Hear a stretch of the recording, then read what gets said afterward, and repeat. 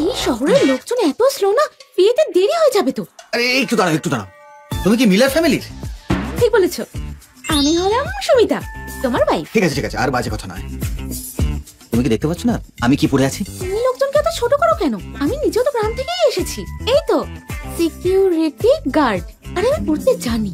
তোমার কোনো আপত্তি নেই? আরে আপত্তি আবার কিসের? আমাদের গ্রামে তো সবাই প্রায় এইরকমই।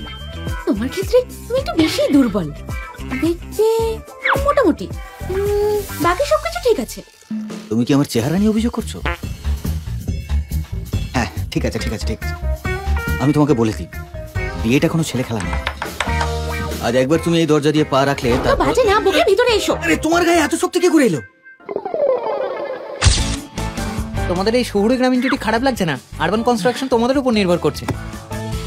Thank you.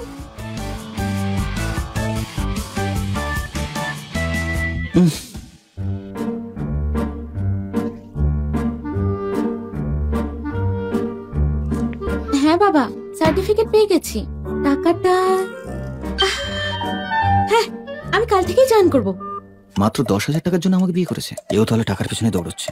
যদি আমাকে দাদু না দিব্যি দিতেন তাহলে এই গ্রামের মেয়েটাকে আমি কখনোই বিয়ে করতাম না। বলছি আমরা কোথায় থাকবো? তুমি কি এখনো আমার সাথেই থাকতে চাও? তুমি কি এখনো আমার সাথেই থাকতে চাও? একদম। আমাদের গ্রামে তো বিয়ের পর সবাই একসঙ্গেই থাকে। এ তো একই ঘরে থাকতে চাইছে, কিন্তু আমাকে তো আমার পরিচয় গোপন রাখতে হবে। একটু অপেক্ষা করো।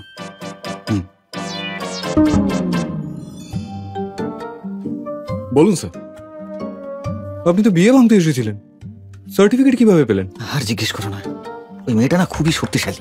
আমি তোকে সরাতেই পাচ্ছিলাম না। যাও একটা ঘর খুঁজে আনো, যত ছোট হবে তত ভালো। যত ছোট হবে? ভাঙাচোরা হলেও চলবে, যাও তাড়াতাড়ি যাও। আরে যাও যাও যাও। আমার বিশ্বাসই হচ্ছে না, এমন একটা ভাঙাচোরা বাড়িতে নিয়ে যাবো, দেখি কি করে সহ্য করে।